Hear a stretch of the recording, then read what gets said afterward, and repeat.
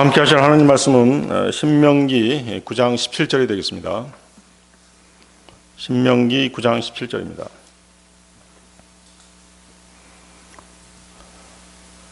찾으셨으면 제가 받들어 읽겠습니다. 그리하여 내가 그 두 돌판을 취하여 나의 두 손에서 그것들을 내 던졌으니 너희의 눈앞에서 그것들을 깨뜨렸느니라. 우리의 인생에는 한순간에 모든 것이 깨어지는 때가 있죠.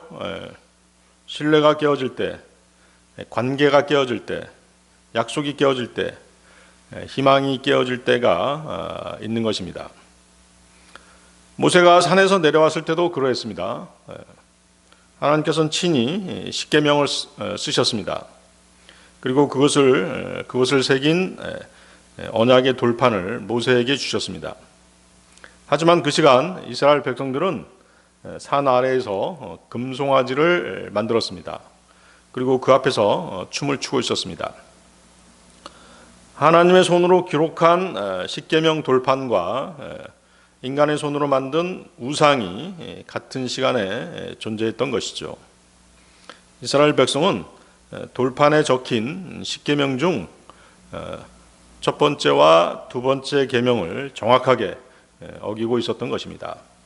출애굽기 20장 3, 4절 말씀인데요. 너는 내 앞에 다른 신들을 두지 말지니라. 너는 너에게 어떤 새겨진 형상도 만들지 말지니 또한 위로 하늘에 있는 것이나 아래로 땅에 있는 것이나 땅 아래 물속에 있는 어떤 것과 같은 모습을 아무것도 만들지 말지니라. 십계명 돌판을 들고 내려오던 모세는 이스라엘 백성의 타락한 모습을 보았던 것입니다. 그러자 그 돌판을 백성들 앞에서 들어서 던져 깨트려 버렸습니다. 모세가 이처럼 하나님이 친히 새겨주신 십계명 돌판을 깨트린 것은 모세 개인의 분노만은 아니었습니다. 하나님의 진노를 대변하기 위한 진노도 아니었습니다. 십계명이 적힌 돌판은 하나님과 이스라엘 백성 사이에 맺어진 언약의 상징이었습니다. 모세가 이것을 깨뜨린 행위는 무엇보다도 이스라엘과 하나님과의 언약이 깨졌다는 사실을 보여주기 위한 것이었습니다. 모세는 백성이 보는 앞에서 공개적으로 돌판을 깨뜨렸습니다. 왜 그랬을까요? 죄라고 하는 것은 개인적인 것 같지만 사실은 언제나 공동체에 영향을 미치게 마련입니다. 한 사람의 탐욕이 가정을 무너뜨리죠. 한 사람의 거짓된 행동이 교회를 흔드는 것입니다. 한 사람의 불순종이 공동체를 아프게 하는 것입니다. 이스라엘의 정복 전쟁에서 악한 한 사람의 죄가 이스라엘 전체를 패배하게 만들었던 것입니다. 여호수아 7장 1절이죠. 여호수아 7장 1절. 그러나 이스라엘 자녀들이 저주를 받은 사물로 범법을 저질렀더라. 이는 유다 지파에 속한 제라의 자손이요 잡디의 자손이요 칼미의 아들인 아칸이 저주를 받은 사물의 일부를 취하였기 때문이라. 그리하여 주의 분노가 이스라엘 자녀들을 대적하여 타올랐더라. 자, 본절을 보면 이스라엘 자녀들이 저주를 받은 사물로 범법을 저질렀더라고 말합니다. 분명 한 사람 아칸의 죄였죠. 그런데 성경은 한 사람의 죄에 대한 책임이 전체 회중에게 지어진 것으로 그렇게 말씀하십니다. 바로 이것은 무엇을 말씀하시는 것이에요? 죄의 영향력을 말씀하시는 것이죠. 그래서 전도서 9장 18절을 보면 한 명의 죄인이 많은 선을 파괴하느니라고 말씀하시죠. 갈라디아서 5장 9절은 적은 누룩이 온 덩어리를 부풀게 하느니라고 말씀하십니다. 아담의 범죄도 같은 경우였습니다.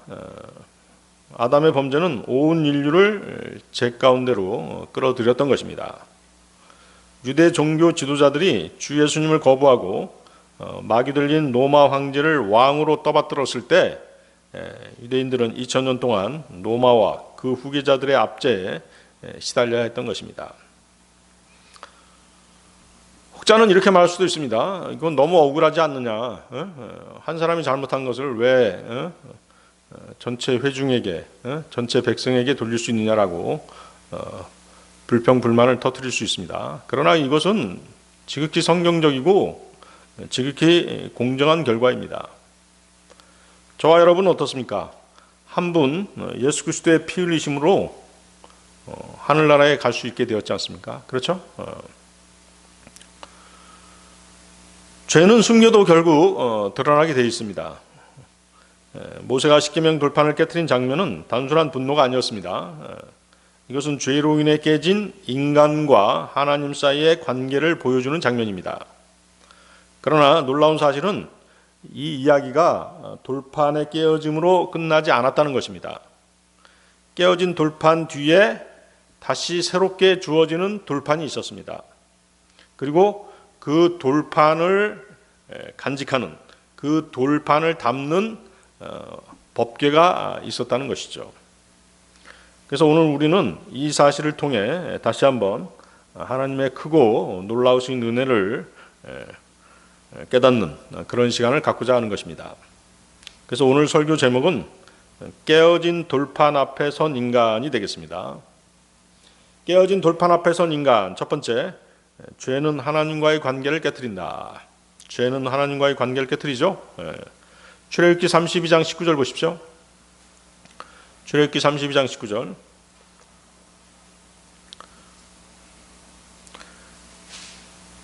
그러고 나서 그가 진영 가까이에 이르자마자 이러한 일이 있었으니 그가 송아지와 이스라엘 자녀들이 춤추는 것을 보았더라.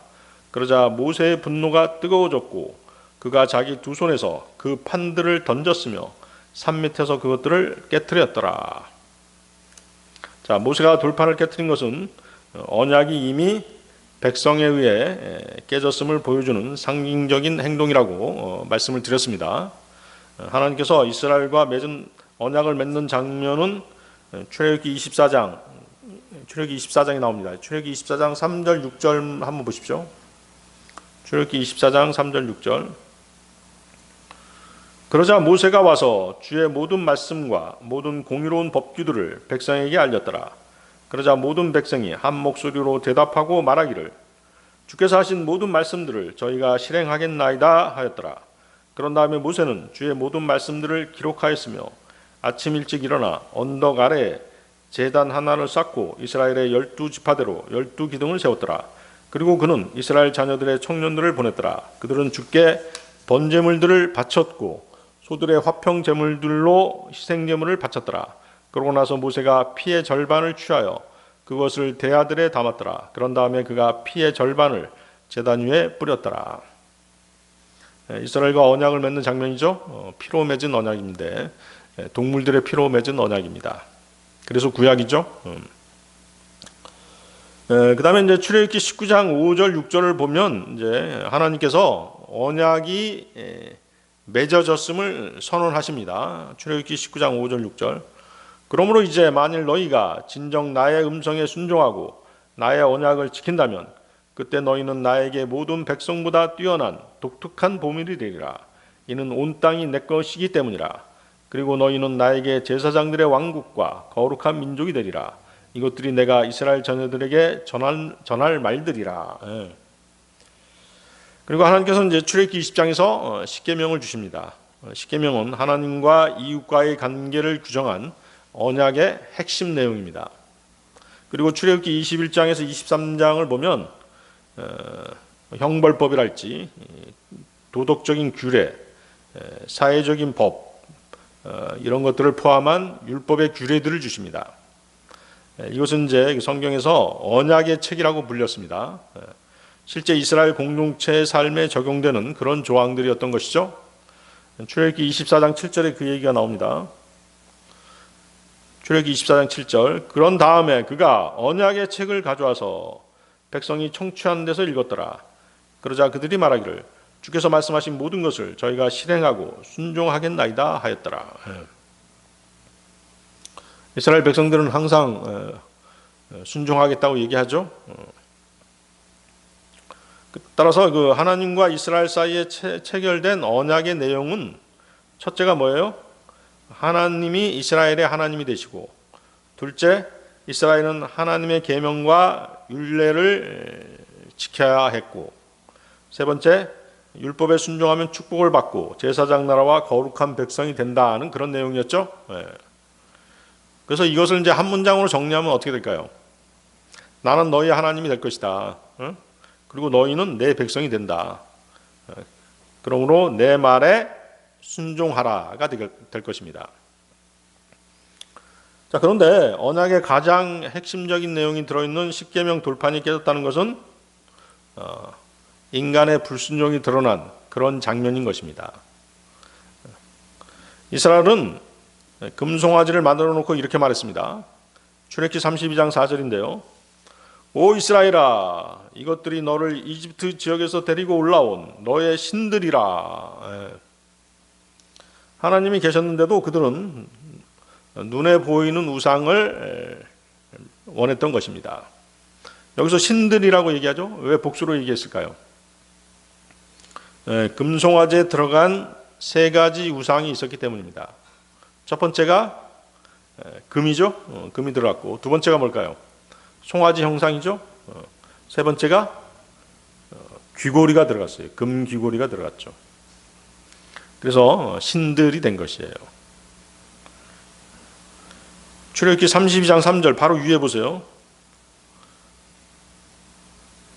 이에 모든 백성이 자신들의 귀에 달려있던 금 귀고리들을 빼내서 아론에게로 그것들을 가져왔더라. 그렇죠? 뭐 귀고리가 사실 문제가 될 수 있는 건 아니죠. 그러나 우상 숭배에 사용되거나 우상과 연결될 때 문제가 될 수 있는 것입니다.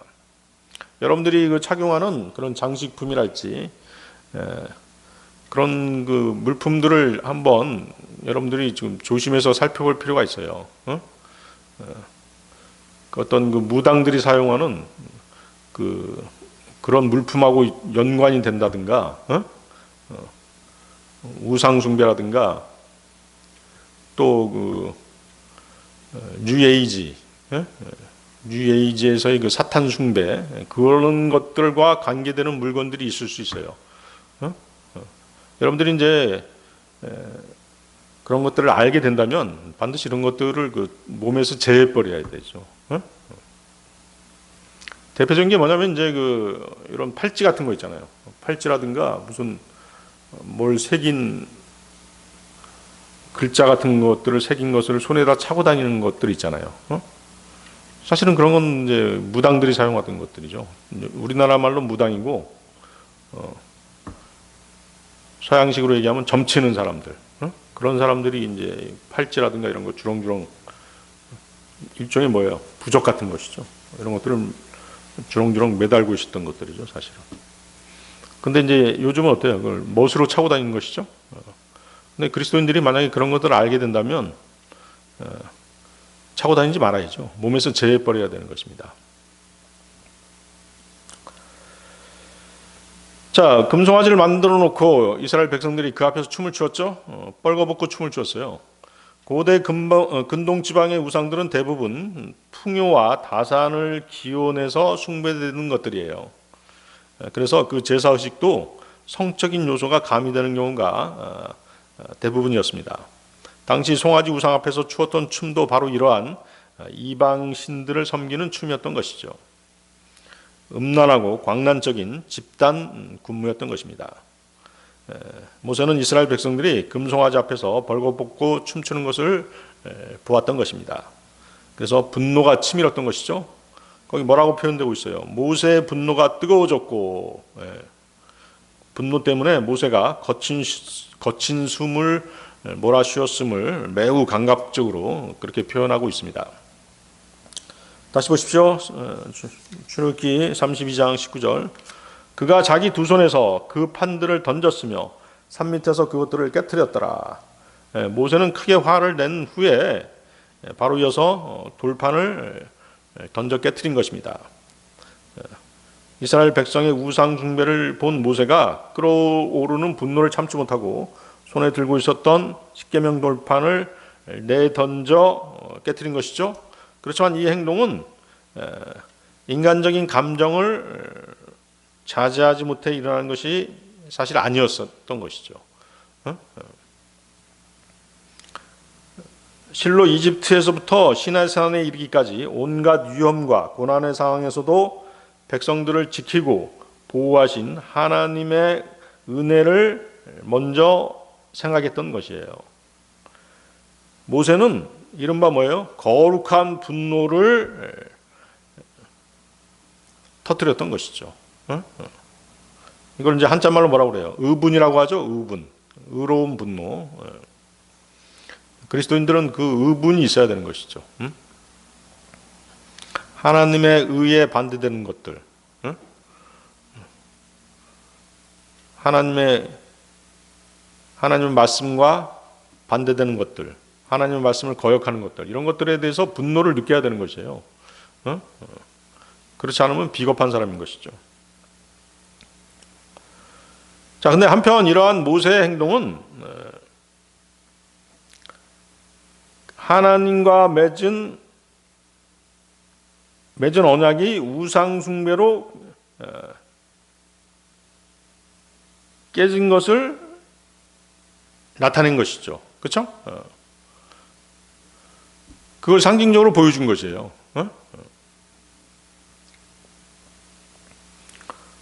근데 벌써 이스라엘 백성들이 금송아지 만들고 그 앞에서 춤을 춘 것으로 해서 벌써 언약을 깨트렸잖아요. 깨트리다 보니까 모세는 어떻게 한 거예요? 돌판을 먼저 깨트려서 언약이 파괴된 것을 하나님 앞에 보여드린 것이죠. 왜 그렇게 한 것이죠? 바로 그것은 뭐냐면 이스라엘 백성들의 멸망, 이스라엘 백성들의 더 큰 멸망을 막기 위해서 일부러 그렇게 한 것이에요. 모세가 들고 있던 돌판에는 우상 숭배를 단죄하는 그런 규정이 들어있었습니다. 즉 우상을 만들어 섬기면 하나님께서 그 죄를 갚되 아비로부터 3, 4대에 이르게 한다는 제2계명이 바로 그것입니다. 출애굽기 20장 5절 6절인데요. 너는 그것들에서 자신의 몸을 숙여 절하지 말고 그것들을 섬기지도 말지어다. 이는 나 주 너의 하나님은 질투하는 한 하나님이요 아버지들의 죄악을 벌하여 자식들을 위해 영향을 끼치게 하고 나를 증오하는 자들의 3대와 4대까지 이르게 하며 나를 사랑하고 나의 명령들을 지키는 자들의 수천대까지 자비를 보여주기 때문이라. 따라서 이 계명대로 한다면 이스라엘 백성들은 멸망을 당할 수도 있었던 것이죠. 실제로 하나님께서는 그렇게 얘기하시잖아요. 나중에 내가 이 백성 다 멸망시키고 모세 너를 따로 이제 한 민족을 세워주겠다 이렇게까지 말씀하시잖아요. 때문에 모세는 바로 이스라엘이 계속해서 타락해서 멸망당할 것을 우려한 것이에요. 그래서 이 계명이 기록된 돌판을 깨트려 버린 것이죠. 그래서 모세의 이 분노는 하나님의 공의로움에 근거한 의로운 분노였던 것입니다. 오늘날 보면 어때요? 오늘날 죄에 대해서 관대하고 사랑을 빙자해서 죄악을 그대로 방치해두는 그런 잘못을 저지르고 있죠. 죄를 저질렀어도 재판 안 받잖아요. 재판을 늦춰준다든가 또 재판을 없애려고까지 하죠. 일부 정치인들 그렇게 하고 있잖아요. 또한 뭐예요? 자신의 이익과 권위에 앞뒤되어서 죄를 방치하는 경우도 있잖아요. 교회 안에서 그런 일 있죠. 목사의 그 무소불위한 권위에 압도돼서 죄를 지적하지도 못하는 것이죠. 때문에 어때요? 세상이 죄악으로 가득 차고 있는 것입니다. 세상의 모범이 돼야 될 교회가 손가락질 당하는 이유가 바로 그런 것들이에요. 덮어두어서는 안 될 죄들을 그냥 모른 채 하고 덮어두기 때문에 그런 일들이 일어나는 것이죠. 이러한 사실들을 볼 때 성도는 죄악에 대한 경각심과 아울러서 의로운 분노를 가져야 마땅한 것이죠. 응? 죄를 지적해야 되는 것이에요. 덮어두겠다? 그 덮어둔 죄가 어떻게 되는 것이에요? 죄를 점점 더 키우는 것이죠. 응? 아까 말씀드렸잖아요. 적은 누룩이 온 덩어리를 부풀게 하느니라. 보고 배우는 것이에요. 죄는. 응? 그 감옥에 갔다 온 사람, 교도소에 갔다 온 사람들이 뭔가 순화돼서 나와야 되는데, 응? 그렇지 못하잖아요. 그 안에서 온갖 죄들을 더 많이 배워가지고 나오는 거죠. 응? 그래서 범죄가 끊어지지 않잖아요. 그래서 죄인들한테 어떤 자비를 베푼다. 이것은 성경적이지 않은 것이죠. 응? 또 살인죄를 없애는 거 이런 것들도 성경적이 아닌 것이에요. 살인죄를 저질렀으면 사형시켜야죠. 응? 또 가혹한 형벌을 내려야 되는 것이에요. 그래야지 죄가 근절되는 것이잖아요. 응? 아이들을 때려서 가르치는 게 성경적이잖아요. 근데 요즘 때리려고 하지 않잖아요. 조금만 때려도 어떻게 돼요? 인권이니 뭐니 하면서 막 고소 고발 들어오고 그러다 보니까 어때요? 엉망진창이 되고 있는 것이죠. 응?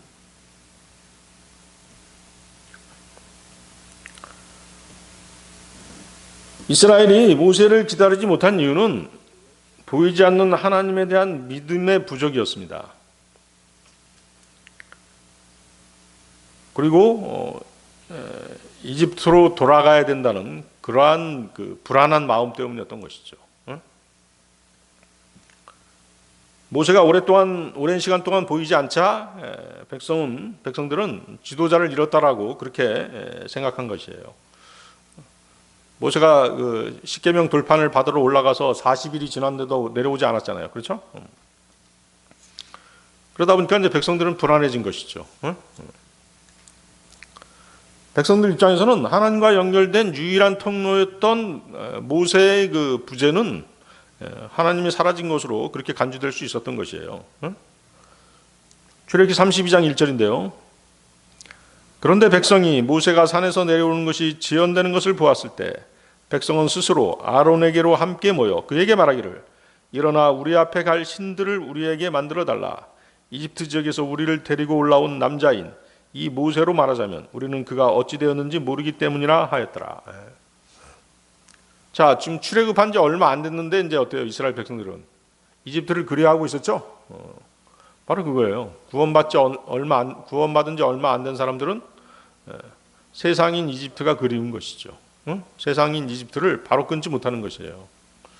또 그들을 인도해온 모세가 없으니까 불안해진 것이죠. 그래서 모세를 기다리지 못한 이유는 하나님을 믿지 않아서가 아니었습니다. 보이지 않는 하나님을 끝까지 신뢰하지 못했기 때문인 것이죠. 눈에 보이지 않는 하나님을 눈에 보이는 것으로 바꾸려고 했던 것이죠. 백성들은 이집트에서 하던 방식대로 눈에 보이는 신으로 하나님을 바꿔버렸죠. 바로 그것이 뭐예요? 금송아지죠. 그리고 금송아지를 만들어 놓고 뭐라고 얘기한 것이에요? 너를 이집트 지역에서 데리고 올라온 너의 신들이라 이렇게 말한 것이죠. 이 사실을 보면 어때요? 하나님을 올바르게 믿지 못하기 때문에 이런 현상이 일어나는 것이죠. 또한 하나님이 자신들을 구원하셨다는 사실보다 모세라고 하는 사람에게 더 의지했기 때문에 이런 일이 일어난 것이에요. 그래서 우리는 바른 성경에 기반해서 하나님을 섬겨야 되는 것이죠. 바른 진리에 기반해서 하나님을 섬겨야 되는 것입니다. 그렇지 못하면 영적 분별력을 잃어버리게 되는 것입니다. 잘못된 것을 쫓아가게 됩니다. 교회 안에서 사람을 바라보게 되면 또 사람만을 쫓게 되면 반드시 실족하게 되는 것이죠. 그래서 우리는 무슨 일이 생길 때면 어때요? 하나님의 뜻과 그분의 응답을 기다리지 못하고 성급하게 다른 것들을 붙잡죠. 기다리기 힘들면 어때요? 세상 것들을 붙잡죠. 세상을 바라보게 되잖아요. 두려우면 돈을 붙잡죠. 외로우면 사람을 붙잡습니다. 그러나 그 모든 우상은 자신의 믿음 없음을 그대로 드러낼 뿐인 것이죠. 하나님과의 관계를 깨트릴 뿐입니다.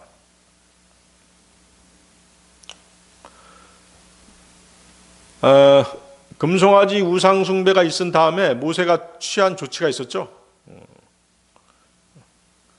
하나님께서 모세를 통해서 이스라엘을 완전히 멸망시키지 않는 대신에 이스라엘 일부를 처단할 것을 요구를 받습니다. 그래서 이제 모세가 레위인들을 시켜서 이스라엘인들을 일부 살해하도록 그렇게 명령을 내립니다. 그래서 이것은 뭐냐면 언약을 회복하기 위한 거룩한 회복 과정이었던 것이죠. 그때 죽은 사람이 몇 명이었어요? 3,000명가량이 죽게 되죠. 출애굽기 32장 27절 28절입니다. 그러자 모세가 그들에게 말하기를 이스라엘의 주 하나님께서 이같이 말씀하시느니라. 각 사람은 모두 옆에 자기 칼을 차고 진영을 구석구석 다니며 관문에서 관문으로 드나들라.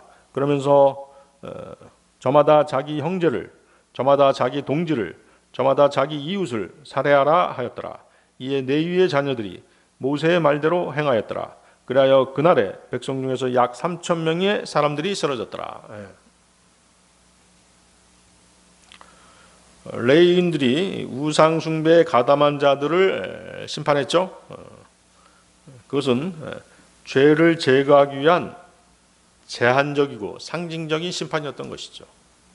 이스라엘을 멸망하는 대신 일부만을 살해함으로써 죄에 대한 경고를 하나님께서 내린 것이에요. 죄를 그대로 두면 어떻게 되는 것이에요? 이스라엘 공동체 전체가 하나님의 심판 아래 놓이기 때문인 것이죠. 그렇죠? 그래서 일부의 심판을 통해 전체의 멸망을 막기 위한 것이었어요. 이것은 언약 공동체를 다시 세우기 위한 정화 작업이었던 것이죠. 그리고 하나님과의 관계를 회복하고 유지하기 위한 죄에 대한 단호한 조치였던 것이에요. 그래서 교회 내에서 어떤 죄가 발생했을 때는 단호하게 조치하지 않으면 안 되는 것이에요. 죄의 영향력으로 인해서 점점 물들어가게 되는 것입니다. 하나님과의 관계가 깨어지게 되어 있는 것이죠. 그래서 그런 것들에 우리가 주의해야 되는 것이에요. 덮어주려고 해서는 안 되는 것이죠. 깨어진 돌판 앞에 선 인간, 두 번째, 중보자의 눈물. 여러분들 신명기 9장 25절 29절 보십시오. 신명기 9장 25절 29절. 따라서 나는 내가 처음 엎드렸던 것과 같이 40일 낮과 40일 밤을 주 앞에서 엎드려 있었느니라. 이는 주께서 친히 너희를 멸하리라고 말씀하신 까닭이라. 그러므로 내가 주께 기도하여 이같이 말씀드렸느니라. 오 주 하나님이여, 당신의 위대하심을 통하여 친히 구속하신 당신의 백성과 당신의 유산을 멸망시키지 마옵소서. 그들은 당신께서 막강한 손으로 이집트에서 데리고 나오신 자들이옵니다. 당신의 종들인 아브라함과 이삭과 야곱을 기억하소서. 이 백성의 완고함을 바라보지 마시옵고 그들의 사악함과 그들의 죄도 바라보지 마시옵소서.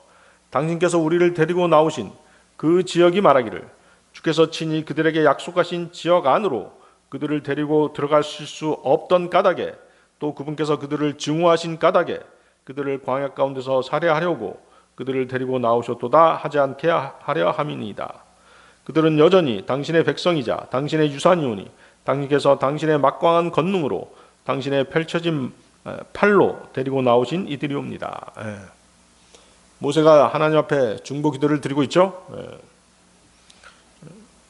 하나님께서 멸망시키겠다고 하니까 이제 모세가 바로 중보자의 역할을 한 것이에요. 그래서 모세가 돌판을 깨트린 것은 백성을 멸망에서 보호하기 위한 조치였던 것이죠.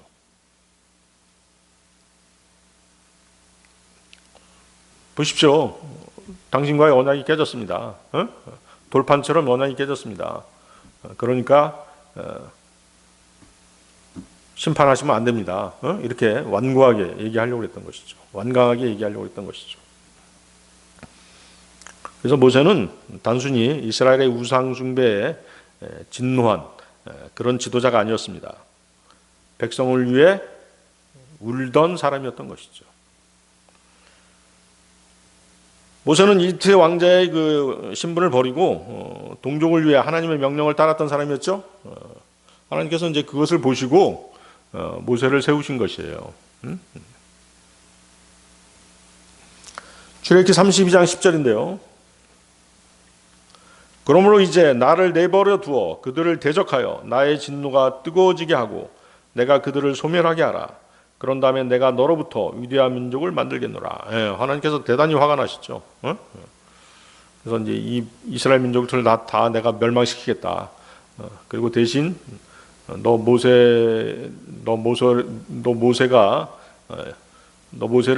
모세가 이끌어갈 새로운 나라를 만들어 주겠다. 이렇게 이제 제안을 했죠. 그런데 어때요? 모세는 하나님의 이 제안을 받아들이지 않았죠? 그리고 바로 중보 기도를 드린 것입니다. 그 중보 기도 내용을 보면 어떤 내용이에요?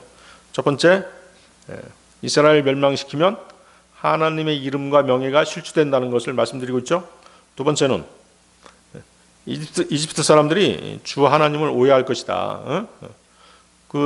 이스라엘 사람들이 믿는 그 하나님이란 그 신이 이스라엘 백성들을 끌고 나가가지고 가나안 땅으로 옮기지 못할 것을 알고 능력이 부족하기 때문에 광야에서 다 죽였다. 이렇게 오해할 수도 있다. 이 얘기했고, 세 번째는 뭐예요? 아브라함, 이삭, 야곱에게 하신 언약을 근거로 이스라엘을 살려달라고 그렇게 요청했죠. 아브라함과 이삭, 야곱에게 하신 언약이 있었잖아요. 맺은 언약이 있었죠. 너희 후손들을 하늘의 별과 같이 바다의 모래같이 그렇게 많게 하겠다라고 약속하셨잖아요. 그래서 하나님과 맺은 또 하나님께서 말씀하신 그런 내용들을 바탕으로 중보 기도를 드린 것이죠. 우리의 기도도 마찬가지죠. 우리도 기도할 때 항상 성경 말씀을 기준으로, 성경 말씀을 근거로 우리는 기도해야 되는 것이에요. 그래서 모세는 자신이 더 큰 민족의 지도자가 되는 영광을 거절했습니다. 대신 이스라엘을 살리기 위해 중보하는 길을 택했던 것이죠. 그래서 이 구절을 보면 지도자의 본질이 뭐예요? 자기 영광이 아니라는 것이죠. 희생과 중보임을 보여주는 대표적인 그런 장면이 되겠습니다. 그리스도인도 마찬가지예요. 자기 영광을 위해서 살면 안 되는 것이에요. 그런데 보면 어때요? 교회 안에서 오로지 자기 영광, 자기를 높여주겠다고 하면은 끊임없이 타협하는 사람들 있잖아요. 그래서는 안 되는 것이죠. 하나님의 영광을 가로채는 그런 행위인 것이죠. 모세가 원한 것은 무엇이었어요? 오직 하나님께서만 영광을 받으셔야 한다는 것이었죠. 이스라엘이 반드시 용서함을 받고 약속 땅으로 들어가야 된다는 것이었어요. 이 두 가지였던 것이죠. 그래서 모세는 그토록 존귀하게 여기고 있는 하나님의 영광스러운 성호를 조금이라도 욕되게 하는 것은 견딜 수 없어 하는 그런 사람이었던 것이죠. 그러한 사람이 하나님을 사랑하는 사람인 것이죠. 한편으로 그는 이스라엘의 파멸도 차마 눈뜨고 볼 수 없었던 사람이죠. 그래서 모세가 걱정한 것은 바로 이 두 가지였던 것이에요. 그래서 그는 자기의 영광과 존귀에 대해서는 무가치한 것으로 그렇게 여길 수 있었던 것이죠. 그래서 백성의 사랑과 존경을 받던 모세는 오직 하나님의 영광과 동족 이스라엘의 구원만을 걱정했던 것입니다. 자기 자신이나 자기의 유익, 자기의 영광 등에 대해서는 관심을 갖지 않았던 것입니다. 모세가 또 이렇게 중보할 수 있었던 이유는 뭐냐면 개인적인 축복과 하나님의 영광은 결코 끊어줄 수 없는 끈으로 묶여 있다는 사실을 모세는 알고 있었기 때문에 그런 것이에요. 그러니까 사람들이 단편적으로 생각하잖아요. 내 영광 받으면 된다. 내가 영광 받으면 된다. 이렇게만 생각하잖아요. 그렇지 않다는 것이죠. 하나님께서 영광 받으셨다면 하나님께서는 그 영광을 자기한테 돌린 사람을 축복하지 않겠어요? 당연히 그러실 수밖에 없죠. 근데 사람들은 그거를 모르는 거예요. 눈앞에 보이는 이익, 눈앞에 보이는 자신의 영광, 그것만을 추구하는 것이죠. 그것은 바로 뭐예요? 멸망의 지름길인 것이죠. 하나님의 영광을 가로채는 일인데 그것이 멸망의 지름길 아니겠어요? 그래서 하나님의 종인 모세가 이렇게 간절하고도 또 사랑스러운 간구죠. 어떤 의미에서 그렇죠? 이런 간구를 중보 기도를 들으신 하나님께서 얼마나 기뻐하셨겠어요. 그래서 이제 이러한 그 모세의 간구, 모세의 탄원은 우리로 하여금 우리의 대제사장이신 주 예수 그리스도를 생각나게 하는 것입니다. 우리의 대제사장께서는 지금도 살아계셔서 그분의 백성을 위해서 간구하고 계시죠. 하나님 우편에 앉으셔서 우리를 위해서 계속해서 기도하시고 간구하고 계십니다.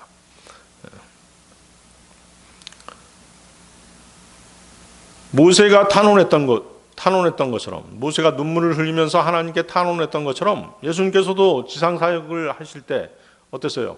3번 눈물을 흘리셨죠? 처음 예수님께서는 예루살렘을 보시면서 이렇게 우셨습니다. 마태복음 23장 37절인데요. 오 예루살렘아 예루살렘아 너 예언자들을 죽이고 너에게로 보내심을 받은 자들을 돌로 쳐서 죽이는 자야.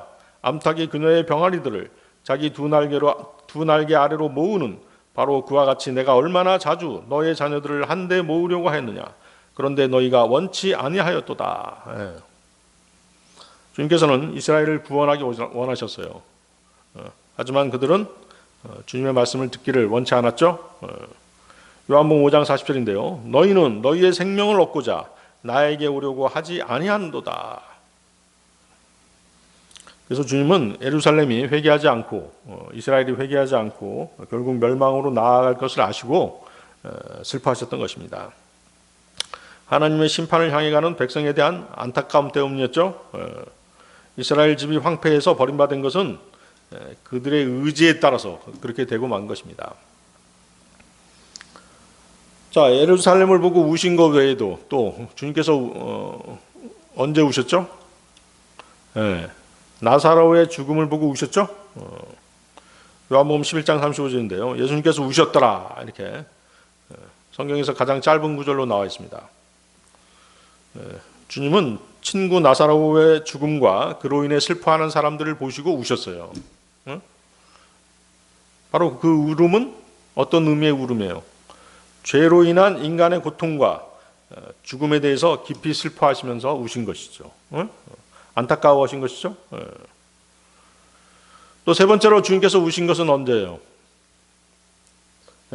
십자가의 고난을 앞두고 하나님 아버지께 간절히 기도하시면서 눈물로 간구하셨죠.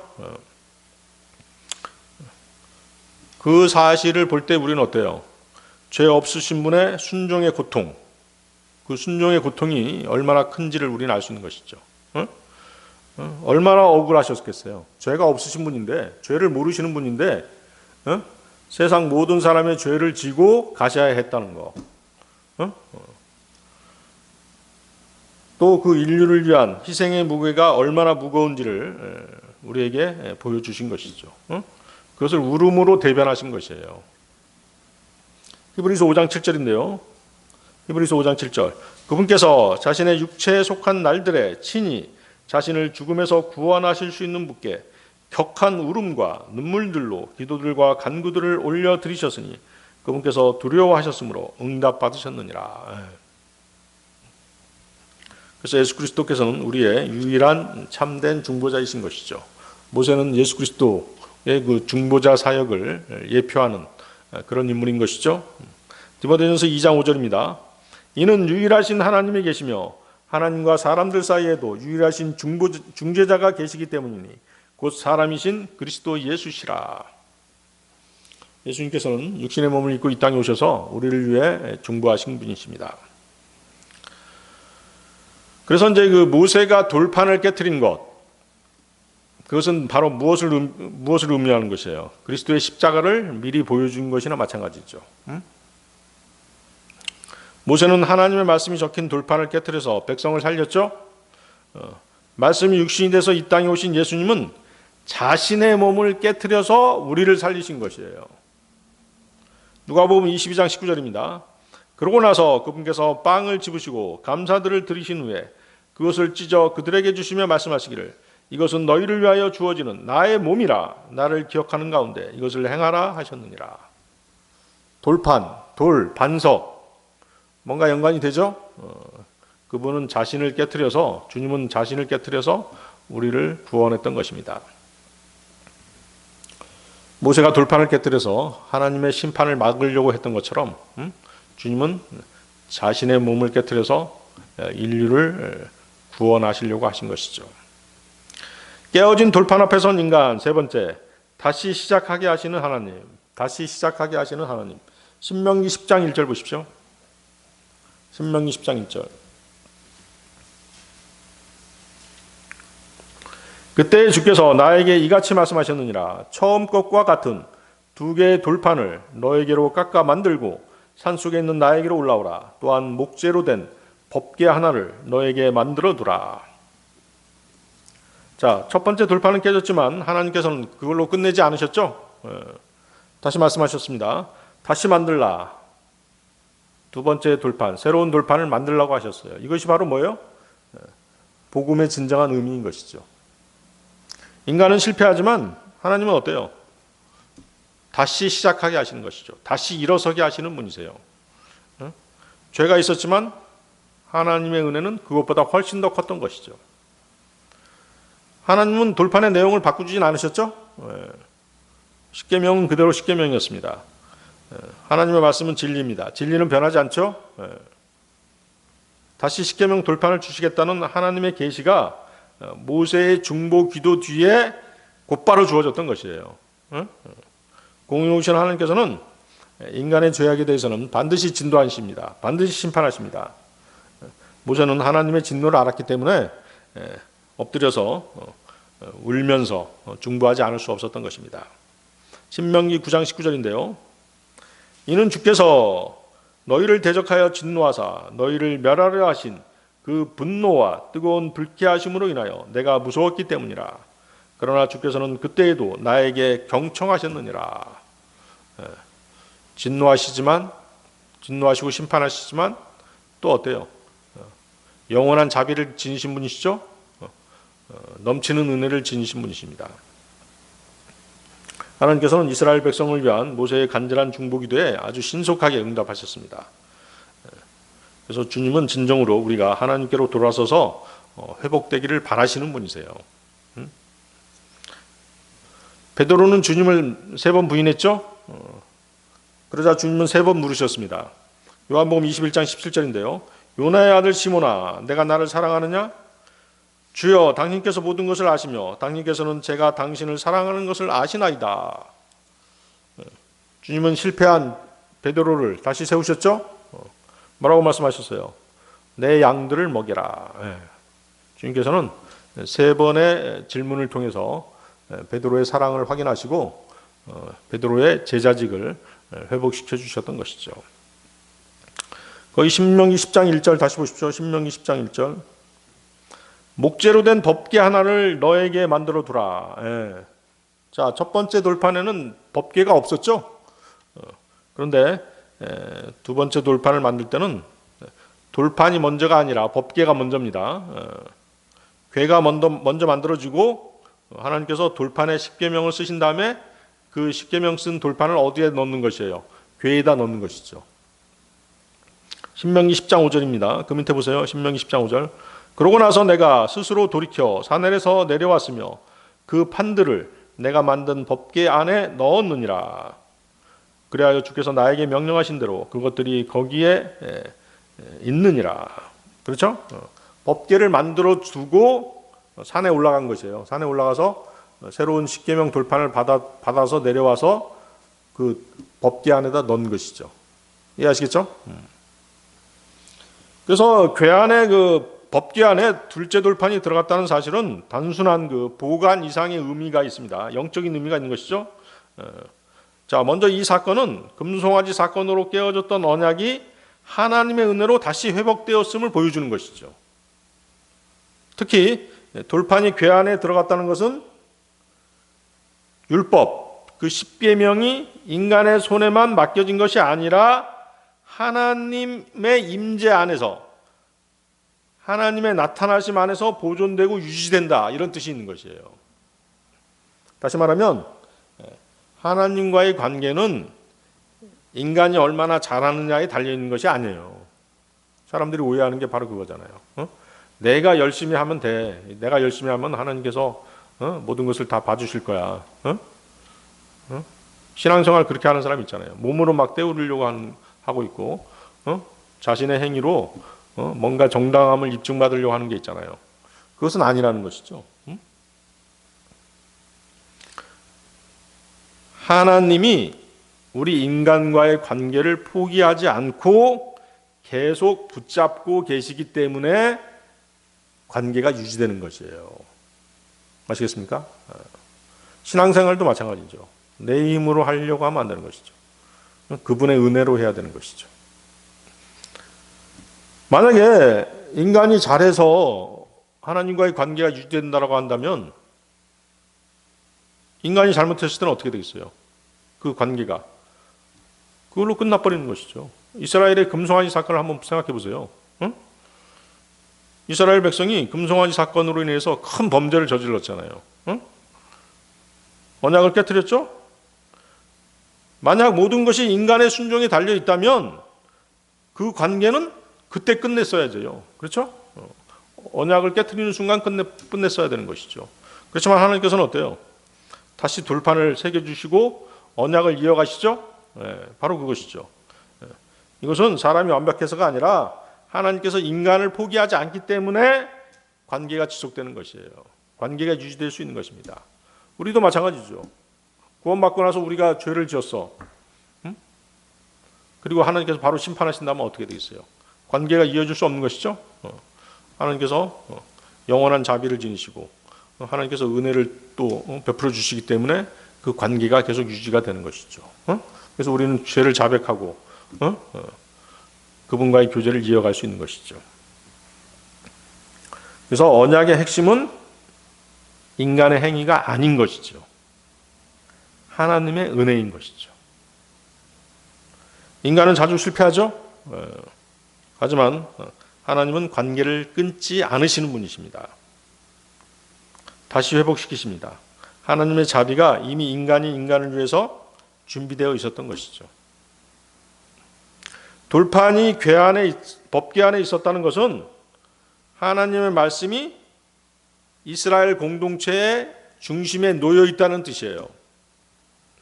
그분의 백성이 하나님의 말씀과 함께 살아가야 함을 상징하는 것입니다. 자, 여러분들 그 이스라엘 백성들이 광야 생활할 때 이스라엘이 진치고 있는 정중앙에 뭐가 있었어요? 하나님의 성막이 있었죠. 그 성막의 지성소에 언약궤, 즉 법궤가 놓이게 되죠. 그렇죠? 하나님께서는 어디에 나타나셨어요? 지성소에 나타나시잖아요. 그렇죠? 또 그 법궤 안에 뭐가 있어요? 십계명 돌판이 들어있잖아요. 즉 하나님의 말씀, 즉 율법은 하나님과 함께하는 삶 속에서 그 율법이 들어있는 십계명 돌판이 들어있는 법궤가 어디 있었어요? 백성들 한 가운데 있었잖아요. 그렇죠? 이것이 상징하는 게 뭐예요? 하나님과 함께하는 삶에서 말씀으로 우리는 순종해야 된다는 것을 보여주는 것이죠.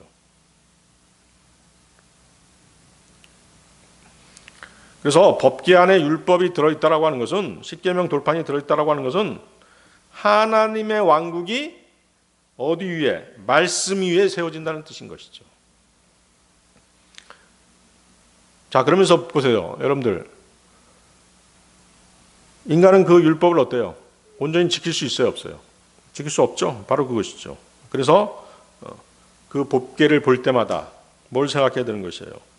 장차 오실 메시아 예수 그리스도를 바라보게 되는 것이죠. 즉 법궤 안에 돌판에 적힌 십계명은 하나님의 의의 기준이에요. 그렇죠? 율법은 하나님의 의의 기준이죠. 그 기준을 인간은 충족시킬 수 없죠. 때문에 율법을 온전히 이루시는 분, 그분을 기다리게 하는 역할을 하는 것이 무엇이다? 법궤라는 것이죠. 이해하시겠죠? 그래서 법궤는 하나님이 나타나시는 자리, 즉 지성소 안에 놓이게 됩니다. 예수님은 우리와 함께 하시는 하나님, 임마누엘이시죠? 바로 그것이에요. 궤 안에 율법이 있는데 예수님은 율법을 완전히 이루신 분이십니다. 그래서 지성소 법궤 위에서 뭐가 이루어져요? 속죄가 이루어지죠? 대제사장은 1년에 한 번 속죄의 피를 가지고 지성소에 들어가서 그 피를 뿌리죠. 그런데 예수님은 어때요? 완전한 속죄 제물이 되시죠? 법궤는 하나님의 거룩함과 속죄가 만나는 자리인 것이에요. 그런데 거룩함과 속죄가 예수님의 십자가 보혈로 말미암아 완전히 이루어지잖아요. 그런가요? 따라서 법궤는 예수님을 미리 보여주는 예표가 되는 것이죠. 법궤는 그래서 예수님을 상징하는 것이죠. 그래서 법궤는 하나님이 그분의 백성과 함께 하시는 증거였던 것입니다. 예수님은 하나님이 실제로 육신을 입고 이 땅에 오신 분이시잖아요. 그렇죠?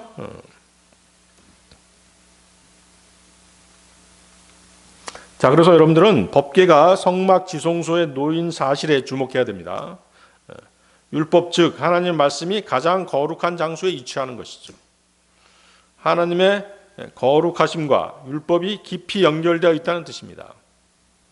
그러나 동시에 인간은 그 거룩함에 쉽게 다가갈 수 없죠. 하나님께서는 거룩하신 분이기, 너무 거룩하신 분이기 때문에 우리 속된 인간은 거기에 다가갈 수가 없어요. 그래서 뭐가 필요해요? 희생제사와 속죄가 필요하죠. 동물의 피를 뿌려야 되는 것이죠. 결국 율법이, 십계명이 법궤 안에 있다는 것은 하나님의 거룩한 기준을 드러내면서 인간에게서는 계속해서 속죄와 중보가 필요함을 보여주는 것입니다. 그래서 법궤 안에 둘째 돌판이 들어간 것은 언약이 회복되는 것을 나타내는 것이죠. 그렇죠? 그 다음에 뭐예요? 하나님께서 함께 하신다는 것을 나타내는 것이죠. 그리고 말씀 위에 하나님의 왕국은 어디 위에 세워진다? 말씀 위에 세워진다는 것을 보여준 것이죠. 그리고 거룩함과 속죄의 필요성을 동시에 나타내는 것입니다.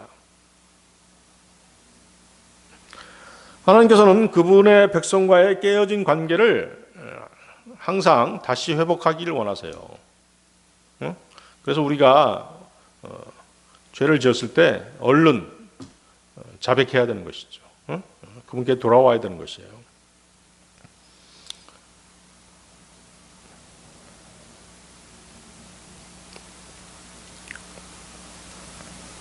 그렇지만 어때요?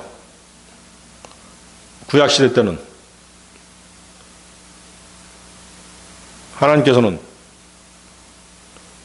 지성소 안에 법궤를 두시고 법궤 안에 십계명 돌판을 주셨어요.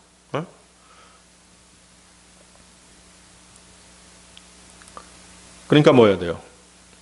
근데 그 율법 십계명을 인간이 온전히 이루지 못하죠? 온전히 성취하지 못하기 때문에 결국 완전한 구원과 중보를 필요로 하게끔 하신 것이에요. 누굴 바라보게 하신 것이에요? 장차 오실 메시아, 장차 오실 예수 그리스도를 바라보도록 하신 것이죠. 그래서 구약에서의 그 지성소, 또 법궤 안의 돌판들은 다 뭐다? 신약, 예수 그리스도를 향하고 있는 것이죠. 결국 어떻게 했어요? 독생자께서 육신의 몸을 입고 이 땅에 오셨죠? 그렇게 된 것이죠. 그래서 하나님께서 먼저 그분의 의의 기준인 율법을 인간들이 온전히 지키지 못한다는 것을 알게 하시는 것이에요. 인간의 한계를 먼저 드러내시는 분이시죠. 로마서 3장 20절이죠. 로마서 3장 20절. 그러므로 율법의 행실들로는 그분의 목전에서 정당함을 입증받을 육체가 전혀 없느니라. 율법으로는 죄를 알게 되는 것이라. 그렇죠? 율법으로는 죄를 알게 되기 때문인 것이죠. 그래서 인간의 연약함과 한계를 드러내신 하나님께서는 중보자 예수 그리스도를 통해서 인간과의 관계를 회복하시는 것이죠. 로마서 5장 10절입니다. 로마서 5장 10절. 우리가 원수들이었을 때 그분의 아들의 죽음을 통하여 우리가 하나님과 화해하게 되었다면 화해하게 된 우리는 더욱더 진노로부터 구원받게 되리라. 그 다음에 하나님께서는 그리스도 안에서 완전한 의를 이루시죠. 빌립보서 3장 9절이죠. 율법으로 이루지 못했던 의를 예수 그리스도를 통해서 이루시는 분이세요. 빌립보서 3장 9절. 또 율법에서 비롯된 나 자신의 의가 아닌 그리스도의 믿음을 통하여 난 의, 곧 믿음으로 말미암은 하나님의 의를 가지고 그분 안에서 발견되고자 함이며. 그렇죠? 하나님의 의를 이루기 위해서 그리스도께서 희생되신 것이잖아요. 그렇습니까? 고린도후서 5장 21절. 이는 하나님께서 죄를 전혀 모르셨던 예수님을 우리를 위하여 죄가 되게 하셨기 때문이니 우리로 하여금 그분 안에서 하나님의 의가 되게 하려 하심이라.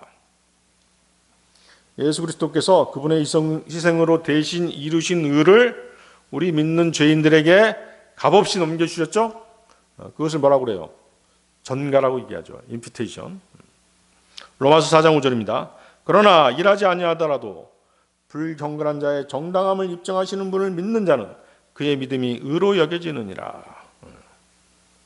그리스도께서 우리의 죄를 대신 지시고 피 흘려 희생되셨습니다. 우리에게 의를 이루어 주신 것이죠. 그리스도께서 이루신 의가 그분을 믿음으로 우리에게 전가되는 것입니다. 우리가 의롭다함을 받은 것이죠. 이와 같은 사실들을 통해서 돌판을 넣은 법궤는 회복된 언약을 지키시려는 하나님의 뜻임을 우리는 알 수 있는 것이죠. 그렇죠? 하나님께서 이렇게 말씀하시죠. 내가 너희를 다시 회복시켜 주겠다. 뿐만 아니라 내가 너희를 지켜주겠다. 그렇게 말씀하시는 것이에요. 이것이 뭐예요?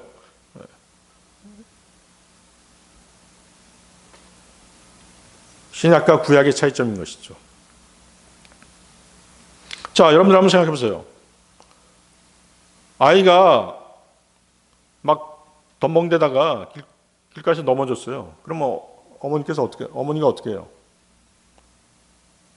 야단을 치기보다는 먼저 어떻게 해요? 손을 내밀잖아요.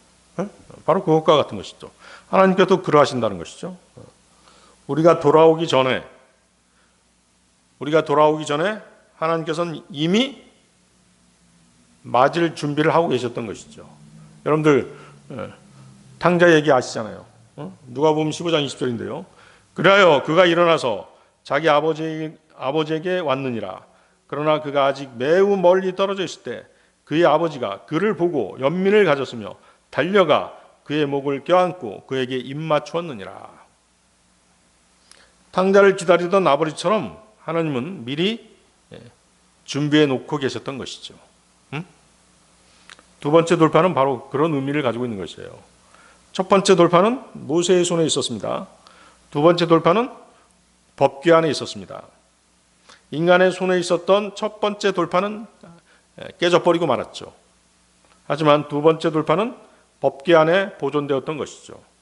인간의 손에 맡겨진 율법은 깨질 수밖에 없는 것이에요. 하지만 하나님께서 몸소 그분의 피로 이루신 언약은 결코 깨지지 않습니다. 따라서 돌판을 넣은 법궤는 예수 그리스도를 상징하는 것입니다.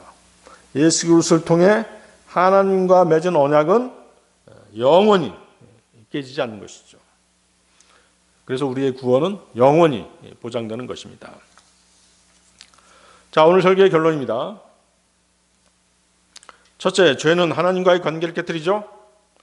둘째, 중보자께서는 우리를 위해 눈물을 흘리면서 간구하시는 분이십니다.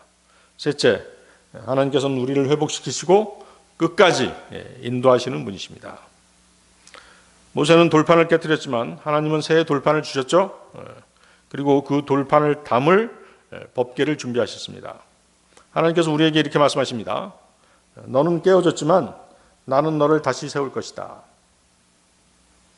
우리 인생에는 첫 돌판처럼 깨어진 순간들이 많이 있습니다.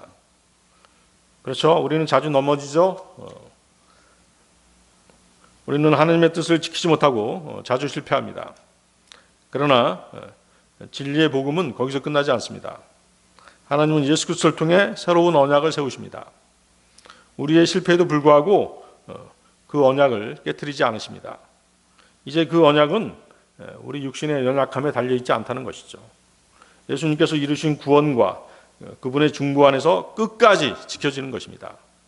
그래서 우리의 구원은 우리의 행위가 아니라 예수님이 이루신 일 때문에 흔들리지 않고 확실하게 보장되는 것입니다. 요한복음 10장 28절이죠. 요한복음 10장 28절. 나는 그들에게 영생을 주노라.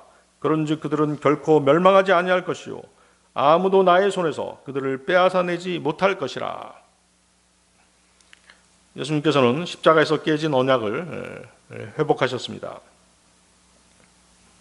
모세는 돌판을 깨뜨렸지만 예수님은 자신의 몸을 깨뜨리셨습니다. 그래서 죄인이었던 우리, 또 실패를 거듭해왔던 우리는 오늘 다시 하나님의 풍성하신 자비와 은혜를 소망할 수 있게 된 것입니다. 혹시 오늘 말씀에 불순종하고 잘못된 판단으로 헤매고 형제 자매들을 용서하지 못하는 마음, 즉 깨진 돌판 같은 마음으로 살아가고 있다면 하나님은 다시 말씀으로 새롭게 하시고 은혜를 끝까지 베푸시는 분이심을 새롭게 깨달으시기 바랍니다. 미리 준비되어 있었던 하나님의 풍성한 자비와 은혜를 다시 한번 생각하시고 거기서 힘을 얻으시기 바랍니다. 처진 손과 나약한 무릎을 일으켜 세우시기 바랍니다. 다 같이 기도하시겠습니다.